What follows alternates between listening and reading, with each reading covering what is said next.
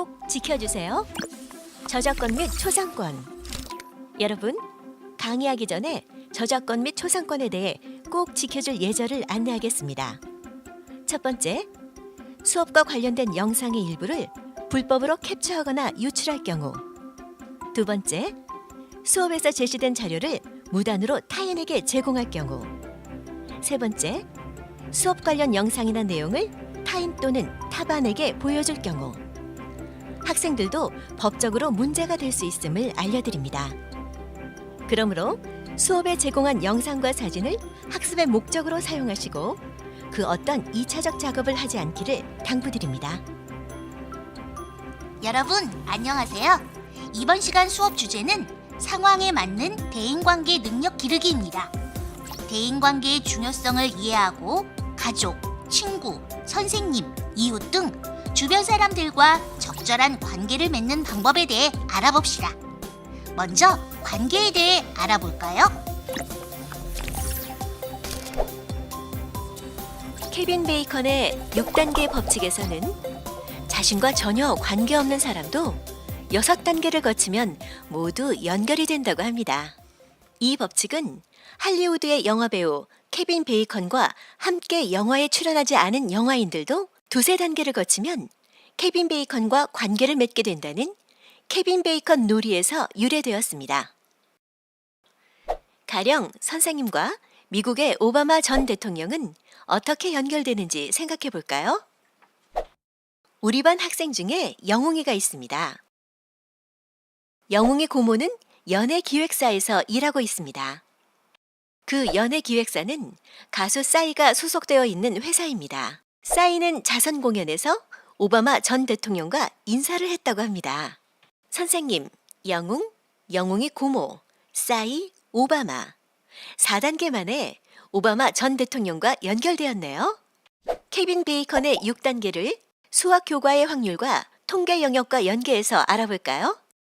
예를 들어 여기 한 사람이 있습니다. 한 사람이 평생 살면서 관계를 맺은 사람의 숫자를 적게 잡아 100명이라고 가정한다면 다시 그 100명이 또 다른 100명, 그러면 10,000명이 되고 다시 그 10,000명이 100명과 관계를 맺어간다면 100만 명, 그 100만 명이 100명과 관계를 맺어간다면 1억 명, 그 1억 명이 100명과 관계를 맺어간다면 100억 명, 지구 인구가 약 77억 2천 명이니 이렇게 5단계만 거치면 세상의 모든 사람들과 관계를 맺게 됩니다. SNS 소통이 발달되면서 많은 사람들이 알게 모르게 누군가와 연결되어 있습니다. 한 달이 걸치면 다 아는 사람이라는 말이 실감나는 케빈 베이컨의 법칙처럼 나도 누군가의 인연이 될 수 있는 소중한 사람임을 잊지 말도록 해요. 이번 시간 학습 목표는 첫째, 대인관계의 중요성을 이해한다. 둘째, 주변 사람과 원만한 관계를 맺는다입니다. 여러분, 대인관계란 무엇일까요? 사람과 사람의 관계를 말합니다. 즉, 사람을 사귀는 일이며 여러 사람과 개인적이고 정서적인 관계를 유지하는 것을 말합니다. 따라서 살아가면서 자신이 속한 곳에서 누구와 어떤 형태의 대인관계를 형성하느냐는 매우 중요합니다. 왜 중요한지 다음 페이지에서 살펴볼까요? 대인관계는 왜 중요할까요? 세상에 혼자 있는 것은 아무런 의미가 없습니다. 사람과의 관계를 통해서 인간은 주어진 삶을 더욱 가치 있게 만들어갑니다. 서로 어울리며 기쁘고 화나고 슬프고 즐거운 감정을 가지고 정신적으로나 육체적으로 건강한 삶을 살아갈 수 있습니다. 또한 진정한 행복을 느끼는 성공적인 삶은 결국 다른 사람과의 관계를 통해 이루어집니다. 따라서 우리의 삶에서 대인관계는 아주 중요한 요소입니다. 인간은 태어나면서부터 관계를 맺습니다. 아니, 태어나기도 전에 엄마 뱃속에서부터 탯줄로 피와 살이 되는 영양분을 공급받으며 끊을래야 끊을 수 없는 관계를 맺기 시작합니다. 출생과 동시에 가족의 일원이 되어 부모, 형제와 가족 관계를 맺고 사회의 구성원이 되며 국가의 국민이 되고 나아가 세계인의 한 명이 됩니다. 성장하는 과정 속에서 또래 집단의 구성원이고 학교에서 학급이나 동아리의 일원으로 친구들과 관계가 형성되고 학교 선생님 및 주변 사람들과 관계가 만들어집니다. 성인이 되면 사회생활 속에서는 직업인으로의 대인관계를 가지며 생활하게 됩니다. 이처럼 우리의 삶은 다양한 대인관계로 맺어져 있습니다. 그럼 이제 가족, 친구, 선생님, 이웃 등 주변 사람들과 관계를 알아보고 적절한 관계를 맺는 방법을 알아볼까요? 첫 번째, 가족 관계입니다. 부모, 형제, 자매 등의 관계로 구성되며 부모의 보살핌 아래 사랑과 이해로 맺어진 공동체입니다. 또한 가족 구성원들은 의식주를 함께하며 경제적인 공동체를 이룹니다. 가족의 사랑과 보호를 받으며 성장하고 가정교육을 통해 사회생활에 필요한 여러 가지 가치와 규범을 배우고 익힙니다. 바람직한 가족관계 어떻게 만들 수 있을까요? 서로의 의견을 존중하고 대화를 통해 서로를 이해하고 배려해야 합니다. 집안일을 서로 분담하며 행복한 생활 공동체를 만들어갑니다. 두 번째, 친구 관계입니다. 친구 관계는 청소년기에 오랜 시간을 함께하며 서로의 성장에 가장 큰 영향을 주고받는 관계입니다. 그리고 고민을 나누고 정서적 안정감을 느끼고 서로 위안이 되는 관계입니다. 생활 속에서 협동, 경쟁, 갈등 상황을 통해 인격적으로 성숙하는 관계를 말합니다. 바람직한 친구 관계를 알아볼까요? 우선 친구에게 관심을 갖는 것이 중요합니다. 고민을 들어주고 상대편의 입장을 이해하여 원만한 친구 관계를 형성하도록 노력합니다. 나아가 서로 도와주고 도움을 받는 과정을 통해 자아 존중감과 자아 효능감의 형성에 도움이 됩니다. 세 번째, 선생님 및 주변 사람들과의 관계입니다. 학교에서 만나는 선생님은 나의 흥미, 적성, 학업 성취도를 객관적으로 파악하여 진로 선택에 큰 도움을 줍니다. 다양한 삶의 경험을 지닌 선생님과 주변 사람들은 조언과 행동으로 사회적 역할을 어떻게 수행해야 하는지 보여줍니다. 마지막으로 직장에서의 대인관계입니다. 미래의 직업인이 될 여러분들은 직장에서의 대인관계도 생각해 보아야 합니다. 성공적인 직장인들의 공통점은 직무에 관한 지식과 기술을 공유하여 직무를 원활하게 수행하고 원만한 대인관계를 통해 효율적 업무 수행 및 삶의 만족도를 증진시키는 사람들입니다. 대인관계와 사회적 성공은 어떤 관련이 있을까요? 이것을 보여주는 좋은 사례가 있습니다.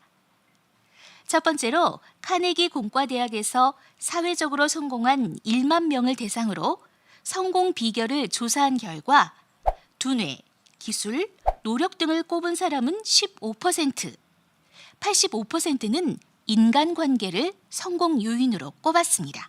두 번째로 보스턴 대학에서는 7세 어린이 450명을 선정한 다음 40년 후 이들의 사회 경제적 지위를 조사한 결과 사회 경제적 지위가 높은 그룹은 타인과 어울리는 능력과 좌절을 극복하는 태도, 그리고 감정 통제 능력이 뛰어난 것으로 나타났습니다.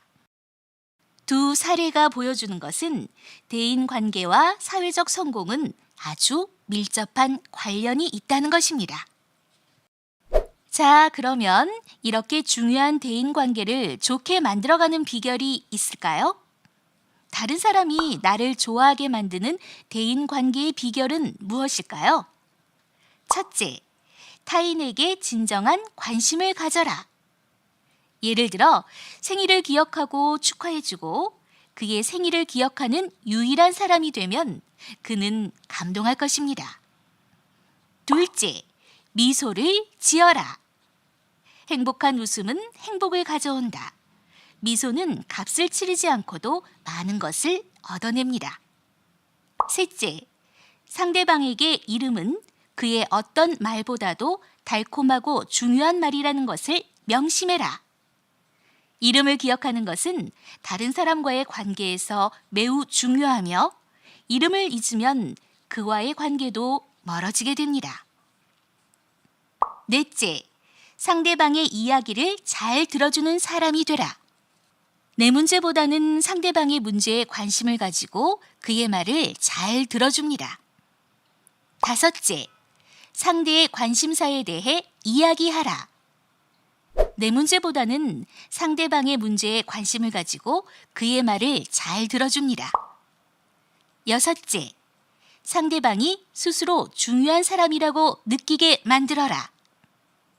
그를 인정하고 칭찬해 줌으로써 그가 자아 존중감을 느끼도록 만듭니다. 여러분, 이제 앞에서 배운 내용을 가지고 연습을 해볼까요? 첫 번째로 할 연습은 나의 대인 관계도를 마인드맵으로 표현하기입니다. 마인드맵은 마음의 지도입니다.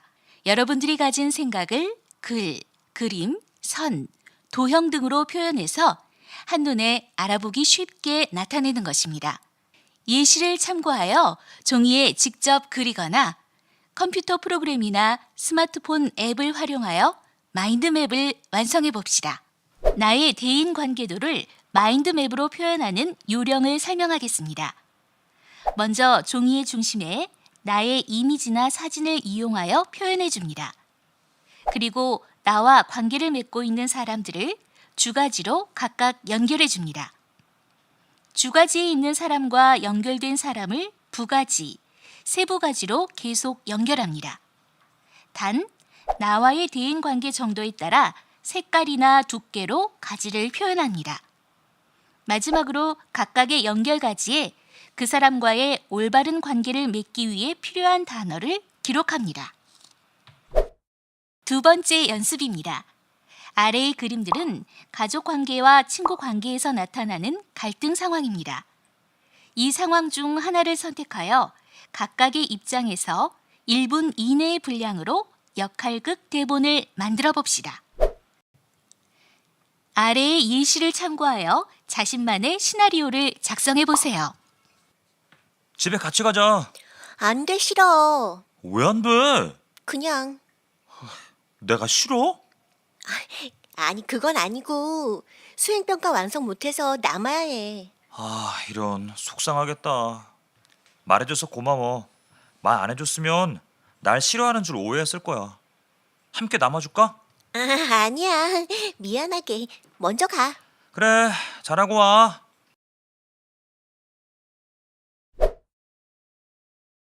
자신의 역할극에 등장하는 인물의 입장에서 느낀 감정을 기록해 봅니다. 오늘 배운 내용을 정리해 볼까요?